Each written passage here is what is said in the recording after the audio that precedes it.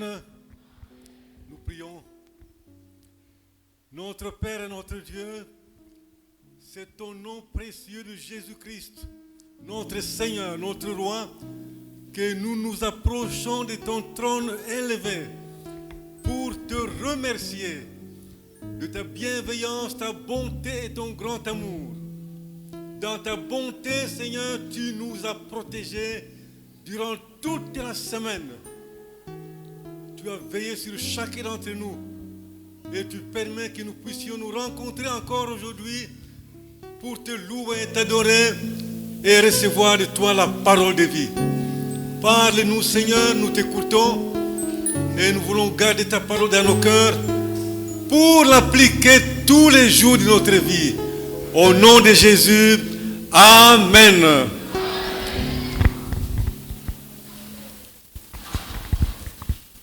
Nous poursuivons avec le thème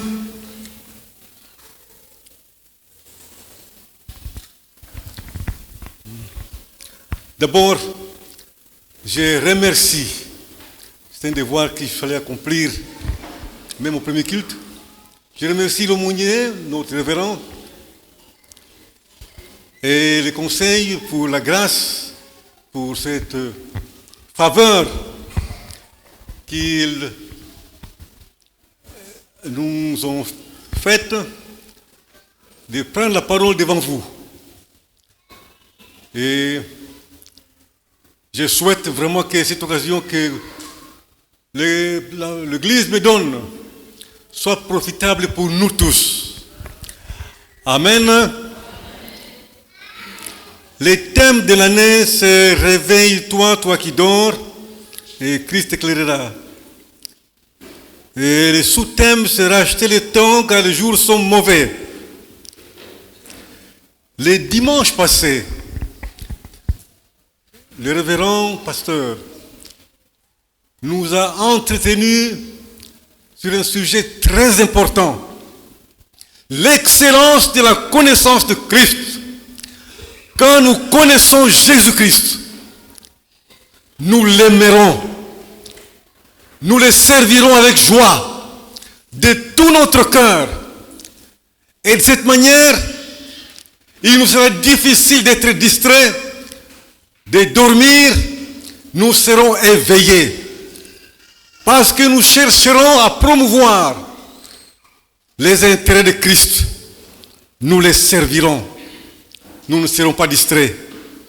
Il a fait un parcours dans la parole de Dieu. Nous avons lu plusieurs passages pour démontrer que Jésus-Christ est Dieu, mais aussi homme. Que ce que Jésus-Christ a accompli, c'est le plus important, c'est l'essentiel. La mort sur la croix, pour nous sauver, c'était sa mission.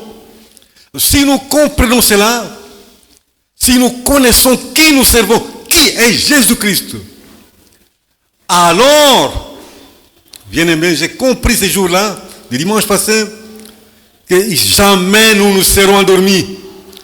Et nous servirons le Seigneur d'une manière nouvelle, avec zèle. Amen. Nous poursuivons aujourd'hui une autre manière de racheter le temps. C'est de considérer, lire, de considérer et mettre en pratique ce que le Christ nous a dit dans Matthieu chapitre 6, verset 33. Donc, nous lisons Matthieu chapitre 6, verset 33. Puis Romains chapitre 12, verset 2.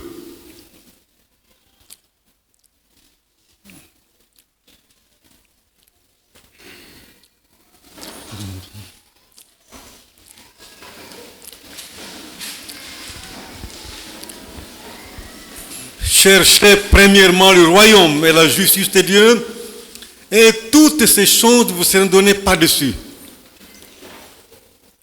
Ne vous conformez pas au siècle présent, mais soyez transformés par le renouvellement de l'intelligence. Amen. Pour discerner ce qui est bon, agréable et parfait. Mettons-nous.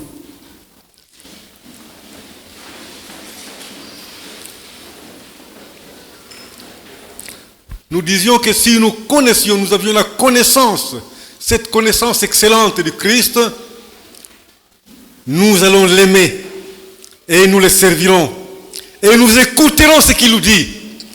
Aujourd'hui, il nous dit, cherchez premièrement le royaume et la justice de Dieu. Cherchez premièrement. Quelle est la priorité dans votre vie? Qu'est-ce que vous cherchez d'abord?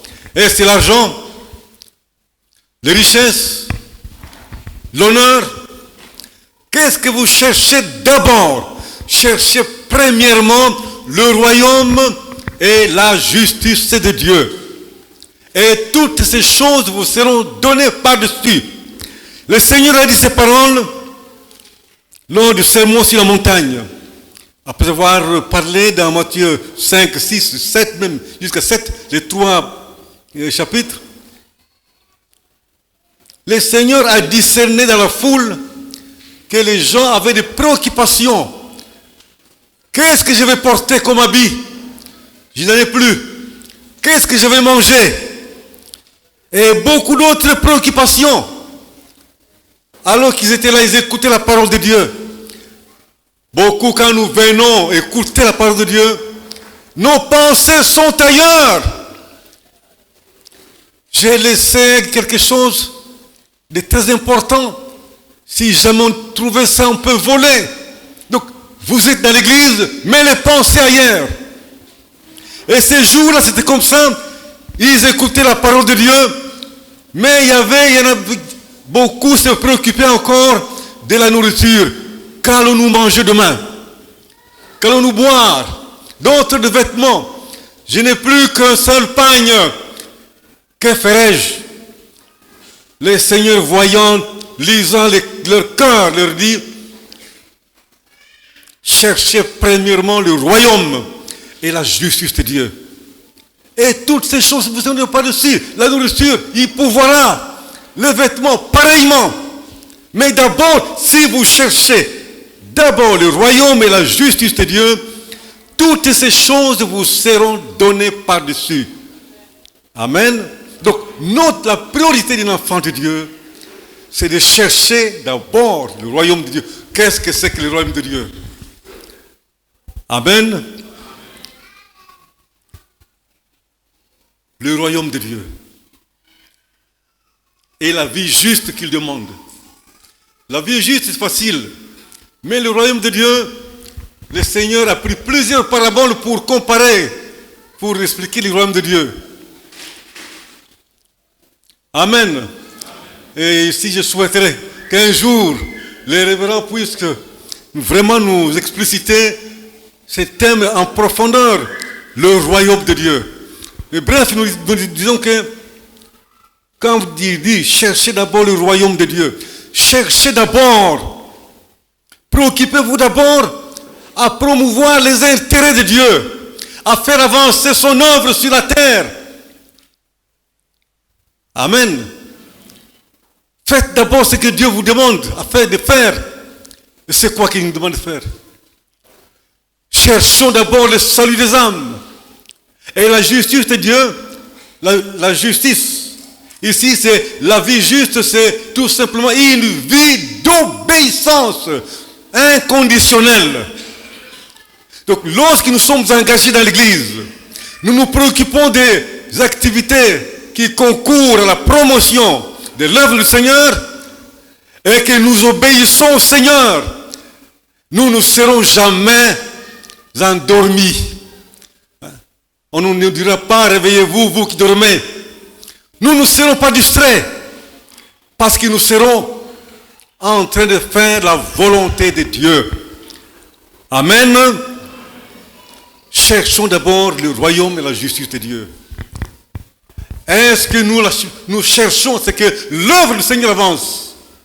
Parce que si nous cherchons ce que l'œuvre de Dieu avance, tous nous serions engagés dans les départements, dans les commissions, dans l'évangélisation, dans ceci ou cela, dans l'adoration, ainsi de suite. Vous verrez la paroisse bouger. Amen. Des âmes gagnées. Et la paroisse grandira. Et ainsi l'œuvre de Dieu avance. Il n'y a pas que ça. Une vie d'obéissance. Est-ce que nous obéissons à Dieu? Surtout dans notre pays, il y a bien d'églises. Des centaines, si pas des milliers d'églises. Mais regardez autour de nous. Les comportements de ces gens qui se disent chrétiens, comment il est, ces comportements. Le manque d'amour criant. Les gens ne s'aiment pas. Vous dites, vous êtes chrétien, j'aime le prochain, mais vous ne pardonnez pas. Il m'a offensé, je rendrai ce qu'il m'a fait. Amen. Mais vous vous dites chrétien, attention, le Seigneur nous dit, si vous ne pardonnez pas aux autres leurs offenses, le Père qui est dans les cieux ne vous pardonnera pas non plus vos offenses. Donc, toutes les fois que vous ne pardonnez pas, le Seigneur non plus ne vous pardonne pas. Et si vous n'avez pas le pardon de Dieu, votre prière est vaine. Amen. L'obéissance dans tous les domaines. Les mariés qui sont ici, nous avons fait un vœu lorsque nous sommes bénis le jour du mariage, devant Dieu et devant les hommes.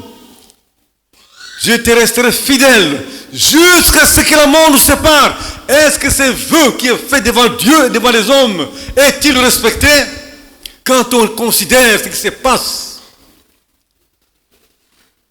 Surtout dans notre pays. Voyez ce qui se passe, les femmes mariées avec leur patron. Les hommes n'en parlons pas, c'est pareil. Et qui font ces choses, ce sont ceux qui se disent enfants de Dieu. Amen. Qui sont ceux qui détournent?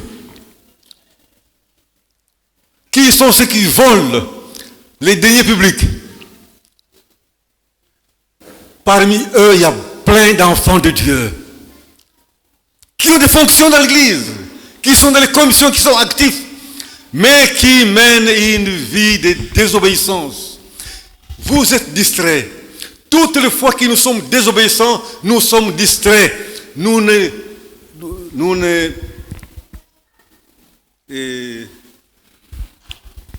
rachetons pas le temps. La distraction, c'est le sommeil. Bien-aimé, le Seigneur a dit, veillez et priez, afin que vous ne tombiez pas dans la tentation. Veillez et priez. Ça signifie quoi? Ne dormez pas. Dormir, c'est tout simplement quand on mène une vie de désobéissance.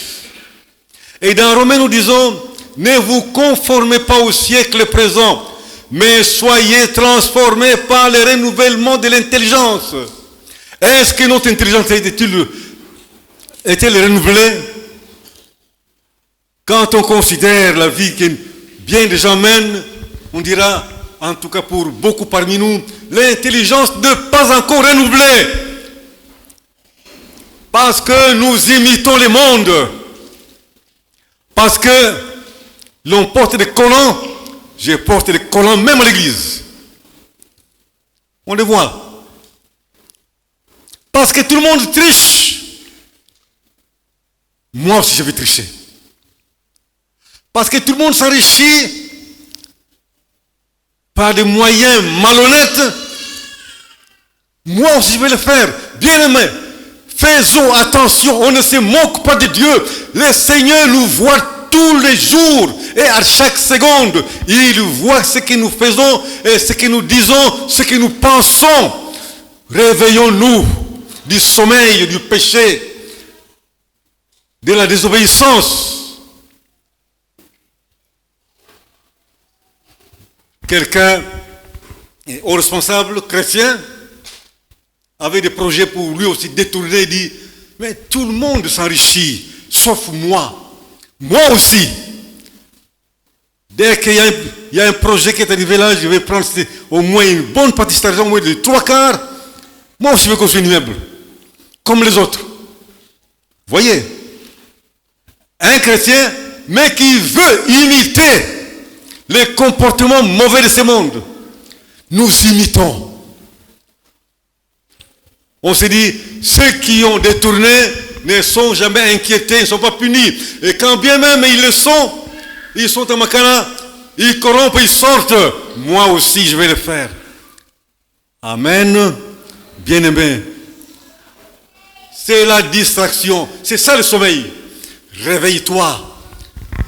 Réveille-toi, toi qui dors. Le sommeil, c'est pas autre chose. Le sommeil, c'est le péché. Le sommeil, c'est ne pas servir le Seigneur comme il le veut, lui. Avec zèle et amour. Amen. Bien-aimé. Il y en a qui disent, mais si je ne me comporte pas comme les autres, je resterai pauvre. Non, non, non. Le Seigneur récompense ceux qui le cherchent. Il est le rémunérateur de ceux qui le cherchent. Le Seigneur, nous ne servons pas le Seigneur pour rien. Lui-même connaît quand et comment nous récompenser. N'imitez pas le monde. Bien-aimés, vous ne voyez pas ce qui se passe. Si on vous ouvrait les yeux pour voir comment les gens volent les deniers publics, comment les gens détournent, comment ceux qui se disent chrétiens se comportent, vous serez triste. Des gens qui se disent chrétiens, mais qui se comportent comme des païens. Mais c'est comme ça que rien ne change. Nous voulons bien un changement, mais rien ne change. Il y a une femme pasteur, la fille du pasteur Benoît, qui dit, ne blâmez pas le gouvernement, mais blâmez plutôt l'Église qui ne fait pas son travail. Mais elle a raison. Nous qui sommes chrétiens, la Bible, le Seigneur dit, vous êtes la lumière du monde. Vous, c'est qui? Vous et moi, les chrétiens, lumière du monde. Est-ce que nous brillons pour éclairer le monde? Au contraire, nous répandons les ténèbres. Amen. Nous devons être une lampe. Mais nous ne sommes pas de lampes, nous sommes des lampes éteintes. Une lampe qui n'éclaire pas, elle est inutile. Amen. Le seul qui ne donne pas la saveur est aussi inutile. On ne se moque pas de Dieu. Dieu voit ce que nous sommes. Dieu voit ce que nous pensons. Dieu voit ce que nous faisons, ce que nous disons. Il entend. Il connaît même nos pensées. Détrompons-nous, réveillons-nous, quittons ce monde de la désobéissance. Vous direz, mais nous désobéissons à Dieu. Mais considérez tous les aspects de votre vie. Vous verrez quelque part, vous désobéissez. Toute désobéissance, c'est ce qu'on appelle distraction. Vous êtes loin de Dieu. Et si jamais le Seigneur révélait, pendant que vous faites le projet, où vous détournez, où vous êtes infidèle, pendant que vous ne voulez pas pardonner, pendant que vous ne voulez pas aider, vous serez où? Vous resterez. Vous direz peut-être que bon, l'enlèvement est encore pour longtemps. Non. Personne ne connaît l'heure. L'enlèvement peut survenir à tout moment. Mais il y a aussi la mort. La mort arrive à tout moment sans avertissement. Vous avez la fête, bien habillé, en fait un chemin accident, et vous n'êtes plus. Et si jamais vous menez une vie de sommeil, loin de Dieu, dans la désobéissance, qu'est-ce que vous ferez? Amen. Réveillons-nous. Rachetons le temps. Les jours sont mauvais. Comment être capable maintenant de racheter le temps avec succès? Comment? La réponse est là. En cherchant à connaître le Seigneur. En cherchant à connaître qui est Dieu, qui est le Seigneur, qu'est-ce qu'il a fait pour moi et qu'est-ce qu'il doit faire pour lui. Ça signifie nous sommes appelés à méditer la parole de Dieu jour et nuit. Josué 1er, verset 8. Josué 1er, verset 8. Premier chapitre, verset 8. Que ces livres de la loi ne s'éloignent point de ta bouche. Médite-le jour et nuit. Est-ce que nous méditons la parole de Dieu? Est-ce que nous lisons la parole de Dieu? Est-ce que nous passons quand même ne fût-ce que 10 minutes par jour pour lire la parole de Dieu? Si nous voulons rester éveillés, nous voulons connaître qui est Christ, qu'est-ce qu'il veut pour moi, lisons la parole de Dieu, réfléchissons-y, méditons jour et nuit. Nous les connaîtrons. Et quand nous les connaissons très bien, nous les servirons avec joie. Nous allons considérer toute autre chose comme une perte de temps. C'est ça, sinon le révérend Paul disait, l'excellence de la connaissance de Christ. Connaître Christ vous poussera à l'aimer et à le servir avec joie. Pas comme si vous êtes contraint, mais avec joie. Connaître Christ, qui il est. Jésus-Christ vivant aujourd'hui. Il agit comme il agissait hier. C'est parce que nous nous éloignons de lui. Et la Bible dit, si vous me cherchez de tout votre cœur, je me laisserai trouver par vous. Nous ne le cherchons pas. Comment voulez-vous que nous puissions le trouver? Cherchons le Seigneur. Lisons sa parole. Et puis, veillez et priez, dit le Seigneur Jésus-Christ. Et l'apôtre nous dit, priez sans cesse. Ayez un temps de communion avec le Seigneur. Nous avons la méditation, nous lisons la parole de Dieu, oui, mais aussi un temps où nous sommes en communion seul avec notre Dieu. Parlez-lui comme si vous parlez à votre Père physique que vous voyez. Exprimez-vous. Il vous écoute. Passez du temps en sa présence, non seulement pour demander, mais aussi pour intercéder, mais aussi pour le louer. Est-ce que nous passons du temps, ne fût-ce que prendre, ne fût-ce que 5 minutes, 10 minutes, 15 minutes, dans la prière? Personne ne vous dit, je consacre 10 minutes de chaque jour pour mon Seigneur, à une heure précise. Bien-aimés, nous verrons que le Seigneur n'est pas loin. Il est proche de nous. Et nous verrons qu'il est réel, qu'il est vivant, qu'il agit. Et il agit puissamment. Nous verrons sa main. Amen. Et nous ne resterons pas endormis. Endormis veut dire distrait. La distraction, c'est quand nous imitons le monde. Parce que tout le monde fait ceci, moi aussi je le fais. Amen. Considérez ce qui se passe dans notre pays. C'est anormal. Plein d'églises, mais le mal de triomphe. Et qui sont les auteurs du mal? Même ceux qui s'appellent chrétiens. Eux aussi sont les auteurs de ce mal. Nous devions être la lumière. Nous ne sommes pas lumière. Conséquence, on ne brille pas. Il n'y a pas de lumière, on ne voit rien. Amen. Amen.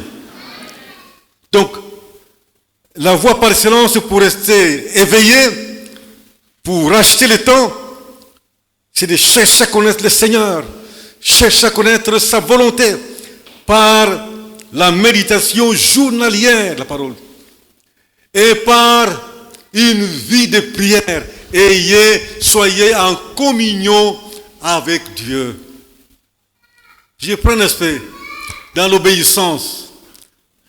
Le Seigneur nous dit, aimez-vous les uns les autres comme je vous ai aimé. Comment? Lui nous pardonne. Il s'est même donné pour que nous ayons la vie. Il a dit, aimez-vous les uns les autres comme je vous ai aimé. Est-ce que nous aimons? Est-ce que nous aimons? L'amour implique le pardon. Et puis je vous informe pas vous informer, vous le savez déjà. Je vous rappelle que le pardon est une puissance qui guérit, qui délivre et qui donne la paix. Amen. Bien des gens malades ont trouvé la guérison parce qu'ils ont pardonné de tout leur cœur. Un cas aux cliniques universitaires. Une maman malade, elle avait passé 3 mois à l'hôpital, pas de guérison. Les médicaments n'agissaient pas et pourtant la maladie était bien identifiée. Oh, cette maladie avait une origine spirituelle.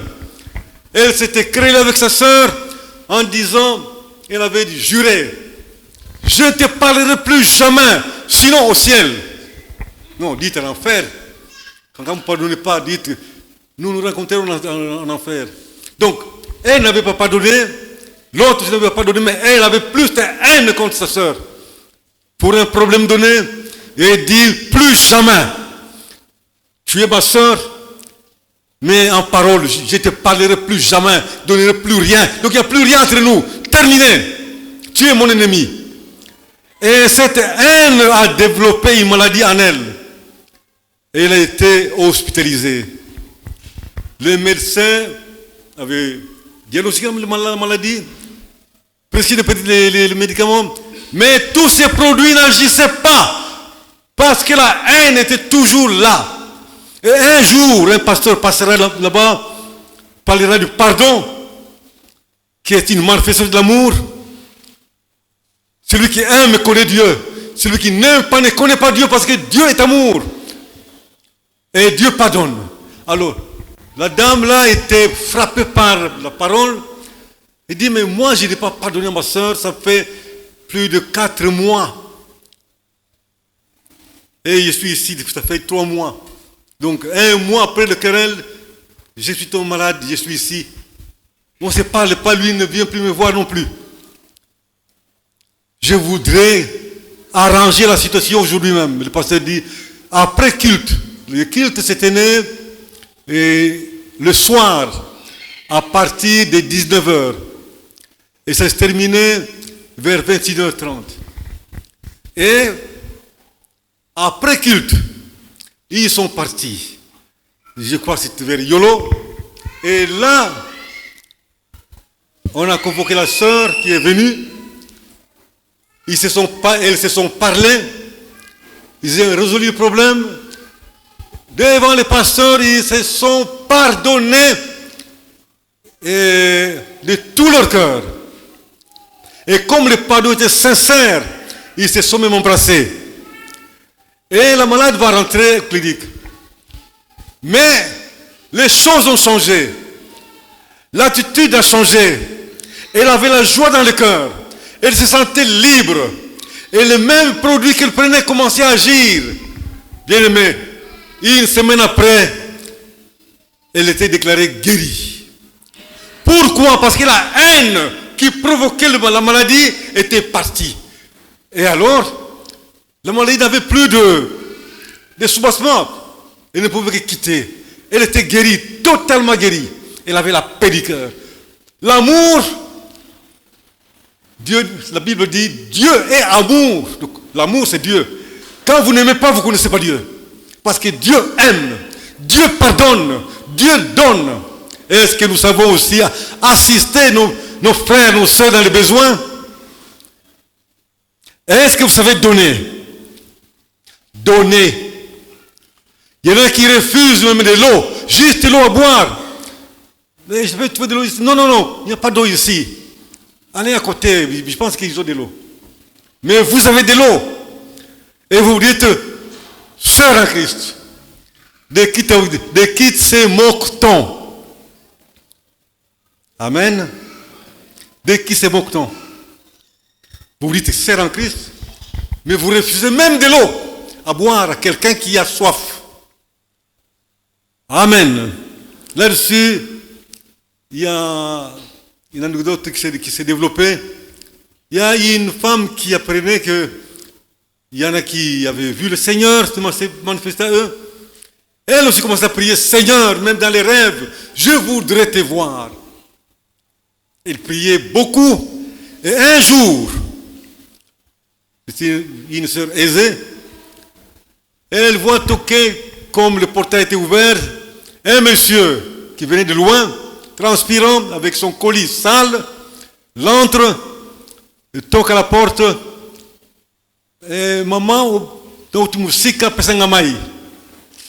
et la sœur regarde le monsieur, dit si je donne de l'eau avec notre verre, non, il va laisser les microbes. Même si on lave ça, non. Papa, on m'a isate. Kende pembe di banti bangu basa na maibiso maizate. Maman, vraiment maizate. Yamali était n'importe quel maïna mais là parce qu'il y a une musique moi ils ont cassé. La maman refusait poliment disant biso maizate papa limbisa. Kende écoute musus. Et le papa lentement partira. Et la nuit, il rêve, quelqu'un lui dit, mais tu as toujours cherché à connaître le Seigneur. Aujourd'hui, hier, il est passé. Il avait soif.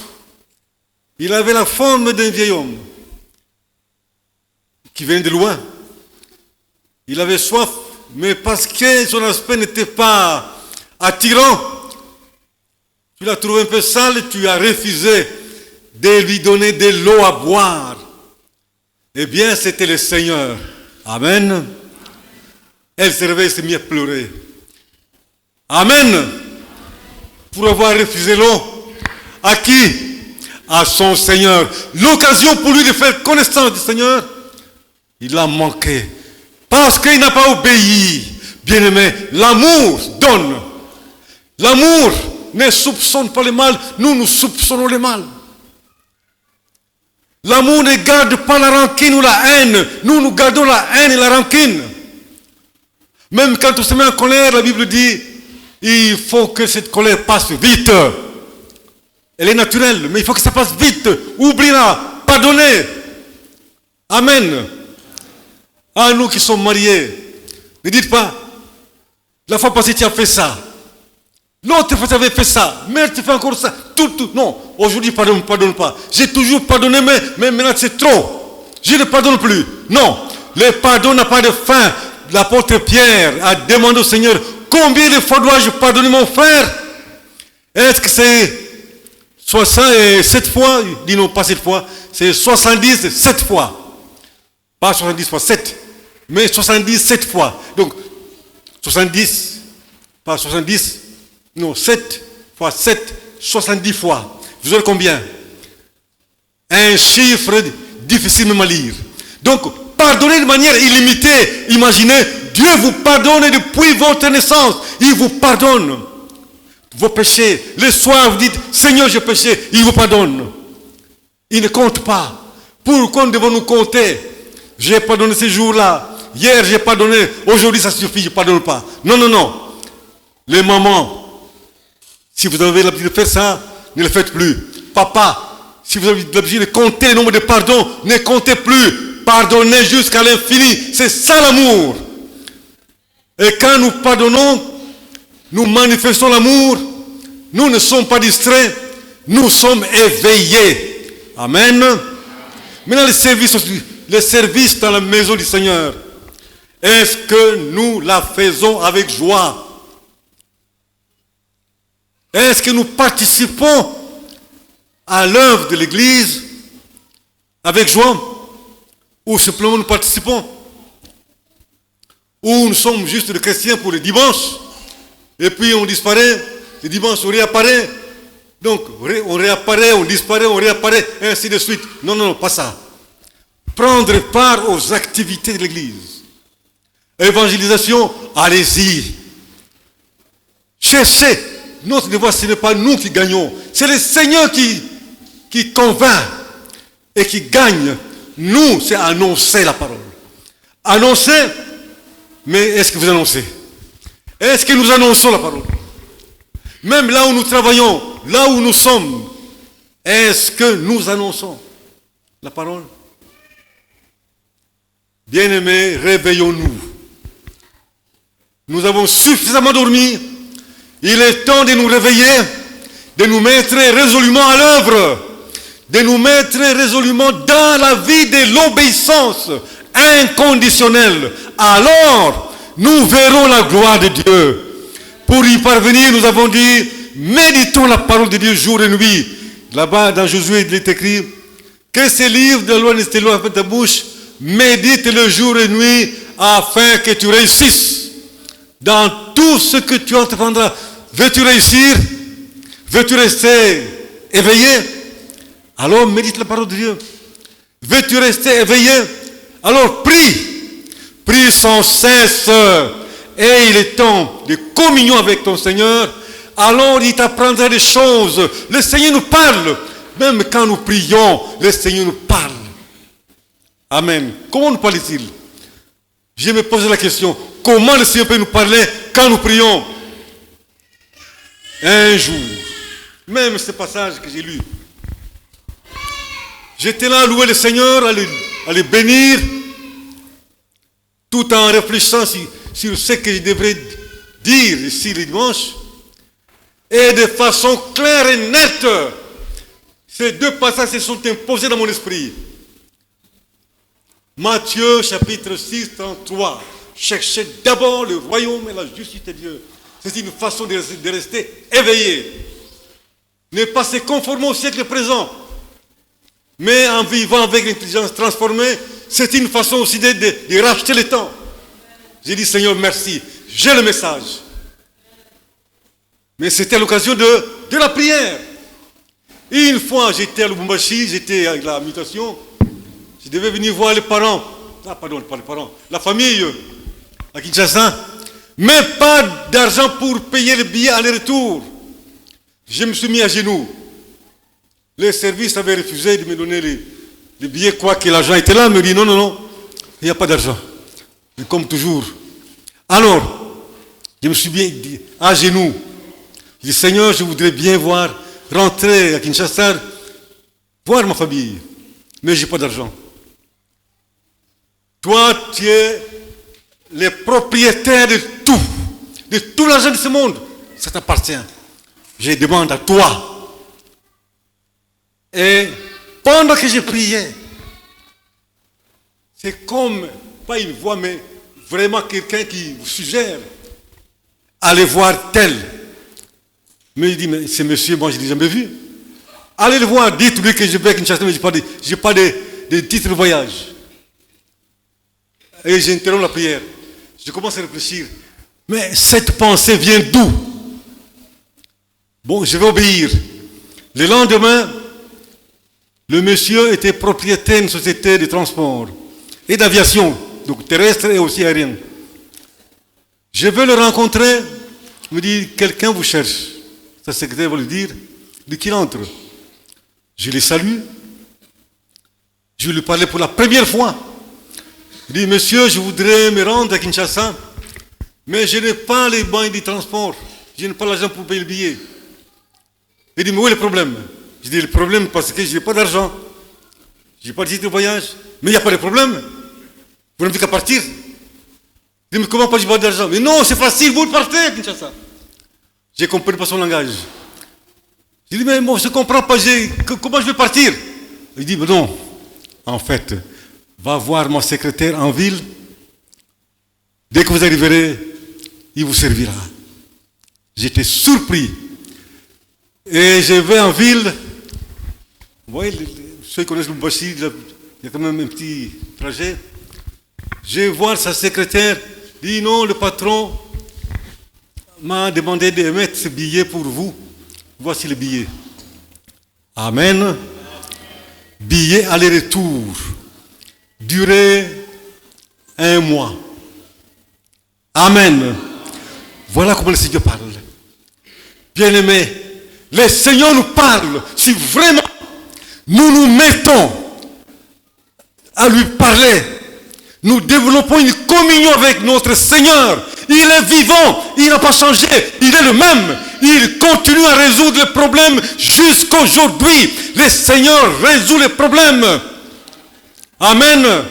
Cela arrive quand nous sommes éveillés, pas quand nous sommes endormis, quand nous sommes distraits. Là, ça ne marche pas. Mais quand nous sommes éveillés, et que vraiment vous développez cette communion avec votre Seigneur, demandez-lui. Le Seigneur dit, demandez à mon nom. Jusqu'à présent, vous n'avez jamais rien demandé.